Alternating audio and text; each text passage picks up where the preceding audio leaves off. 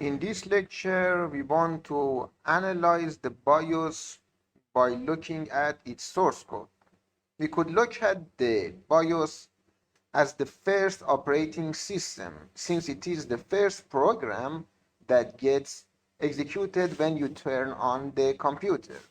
One thing that I should mention before starting this lecture is that analyzing the source code, especially for the BIOS, which it is the lowest level code, is really hard to understand. As you see in every block, look how much I have explained for every and each one of the blocks, and it is just some portion of it. It is about 5,000 lines of code. If I go to the next lecture, you would see in the next pages, you would see in every block, sometimes in every 2 lines of code, I have written a lot of explanation that we could just zoom in to understand what each one of them would mean. In order to understand that, there are a lot of requirements.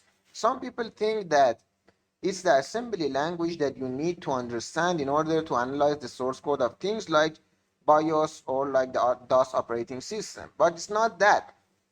In fact, it almost doesn't have anything to do with the assembly language. Even if you don't know assembly language, you would understand this lecture. Assembly is just moving some codes from one register to another register. In order to understand the logic behind that, you need to understand the hardware, the underlying hardware behind it. But as I said, there are a lot of requirements for this lecture, things like the hardware that you need to understand uh, are like understanding the things like processor, what the computer in general is, how the processor interacts with the memory, RAM, ROM, address bus, registers, segmentation, and a lot of other things you need to understand. I have actually covered all these concepts in one of my courses called The Architecture of the First Computer, or IBM PC 5150. As an example, if we look at one of these lectures that I have put in here, one of these drawings, this is actually the architecture of the first computer, the IBM PC 5150. Let me actually find you one of the other. You see, this is the architecture of the first computer, the first PC, IBM PC 5150.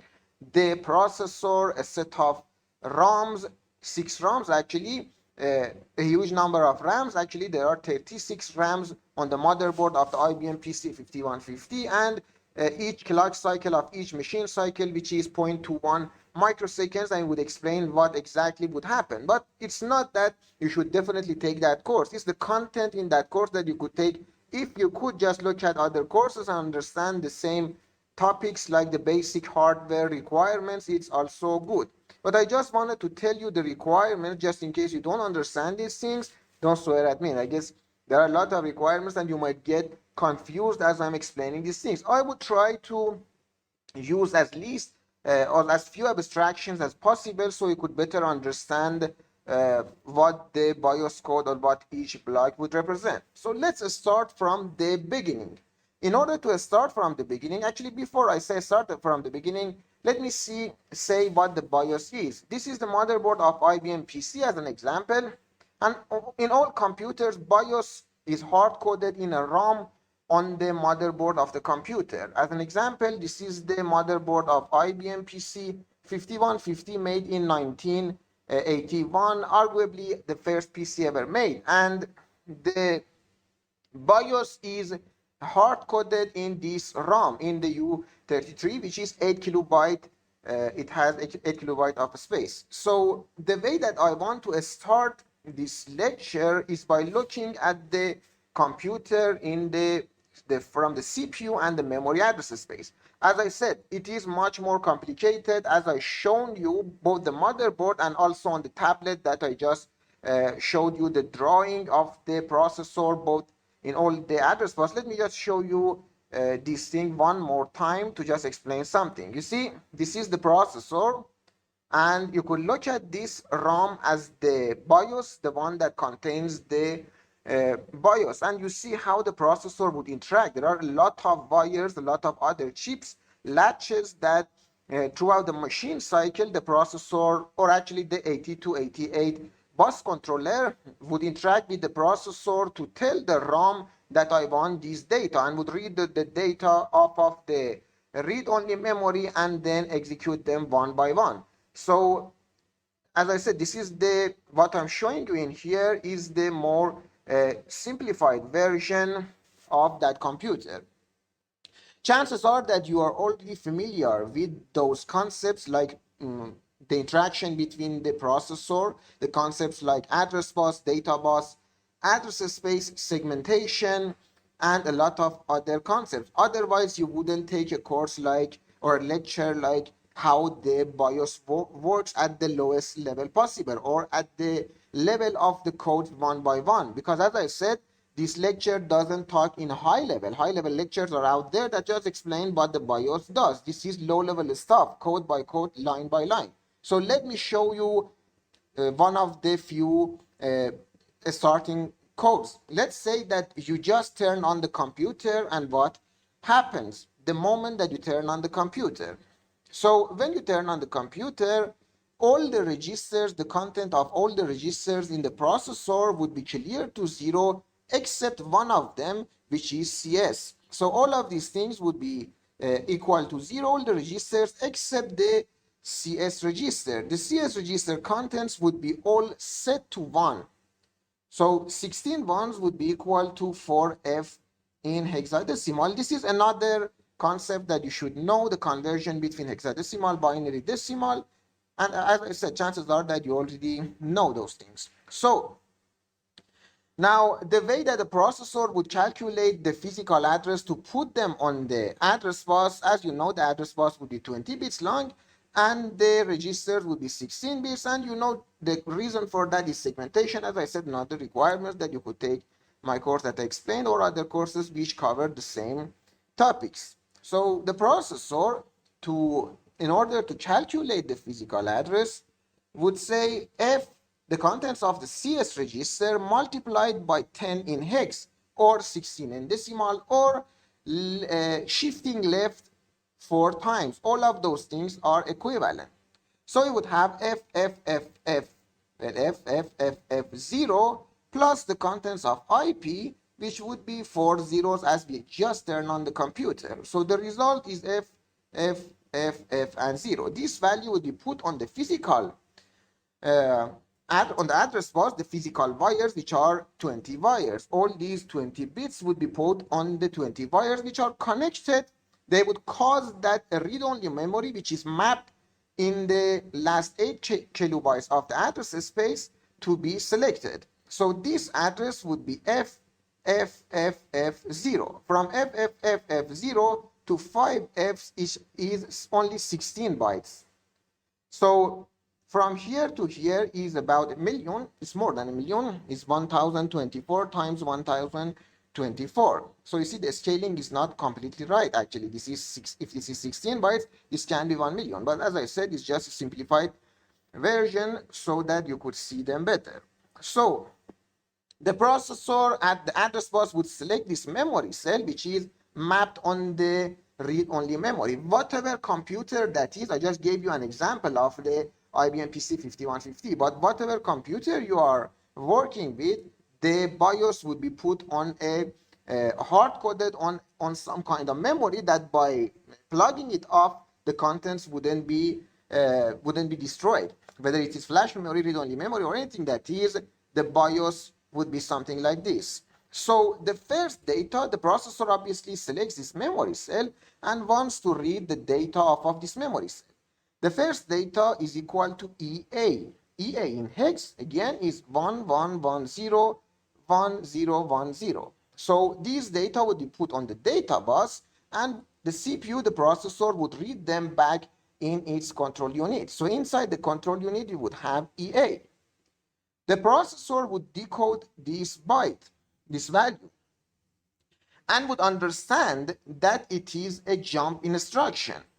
When we say it understands that it is a jump instruction, it means that the processor would go and fetch the next 4 bytes in the next memory cells from this memory cell that it has already selected and would put them in the CS and IP registers. Why? Because we know the processor would go, the address of the next instruction is put in the CS IP register pair. So by jumping means editing the value of CS and IP register pair.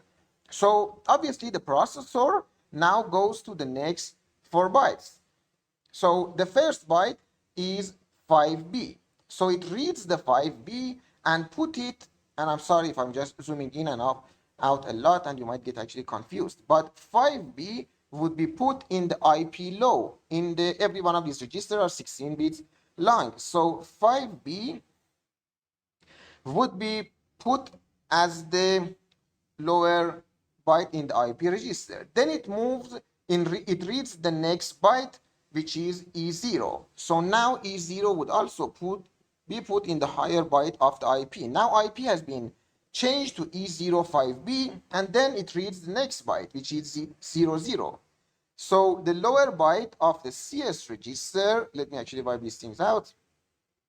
The lower byte of the CS register pair, CS register would be changed to 00, and finally it reads the final byte. What is the final byte? Well, it is F0. So now F0 would be read inside the higher byte of the CS register. So now we have F0. So now the processor obviously goes to the next location that CSIP register pair is pointing to. What is that value? By doing what? By first multiplying the contents of the CS register by 10 in hex. Therefore, we would have F0000 plus the contents of the IP, which is obviously E05B. Therefore, this would be FE05B, 20 bits long, right? These 20 bits would be put in on the 20 bits of the wire, the 20 wires of the address bus, and therefore this location, this memory cell in the memory address space would be selected. So let me say what is this location.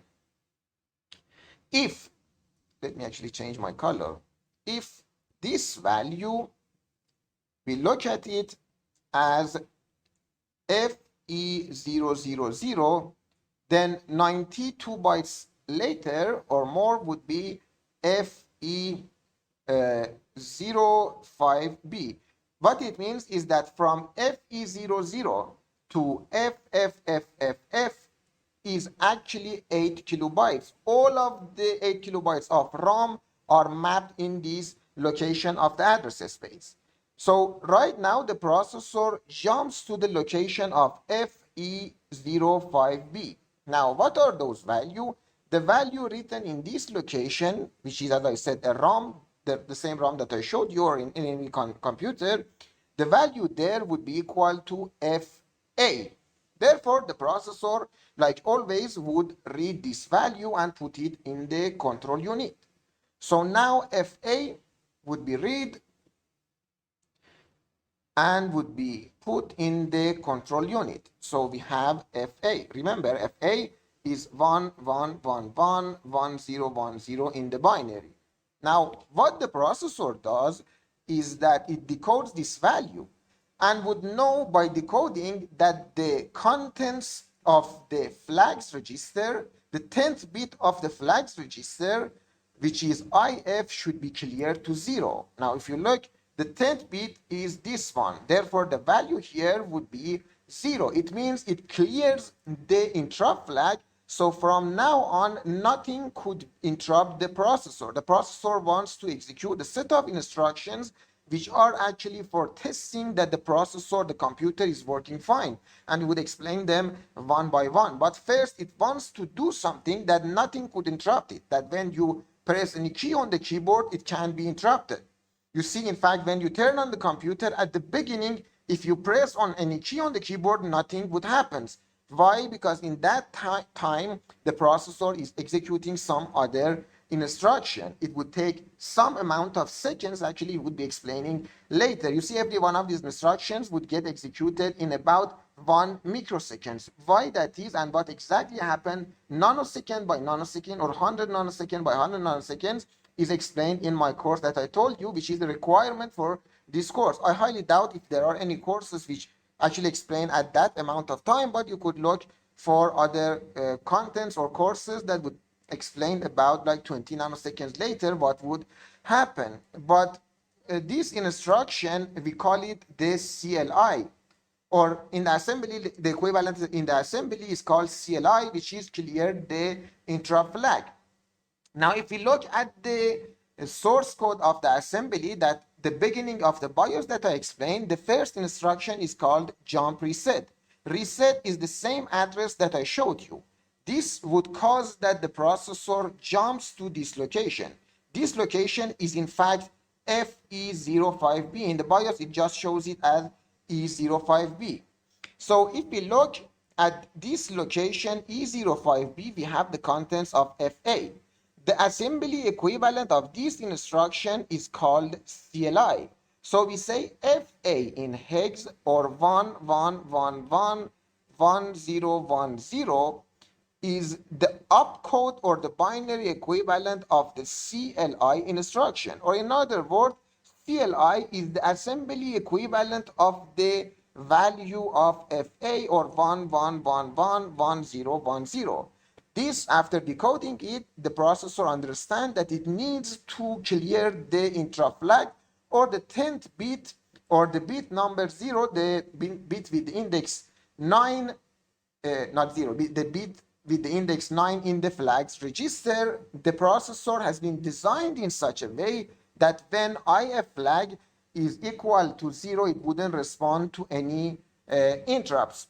So this was as the first part of this series about analyzing the source code. You see, as we go along, things in fact would make would become easier. Even though in the first 1,000 lines of code you might get it might get a bit complicated, but you would know in the next lecture that these are testing all the bits in the flags register. The processor would put a value inside, would actually change some of these flags, and would check in if in fact those flags have been changed or manipulated by different jump instructions. But as I said, even though there are a lot of requirements about the hardware, but understanding assembly language is not one of them. So many people just confuse that assembly is just this is assembly equivalent of the code hard coded in the BIOS. So in the next lecture, we want to explain exactly about which each one of these instructions would do. In fact, in the next lectures, we would take a bigger block. It was at the beginning, so you needed to understand this fundamental, this base before we get to the more complicated codes.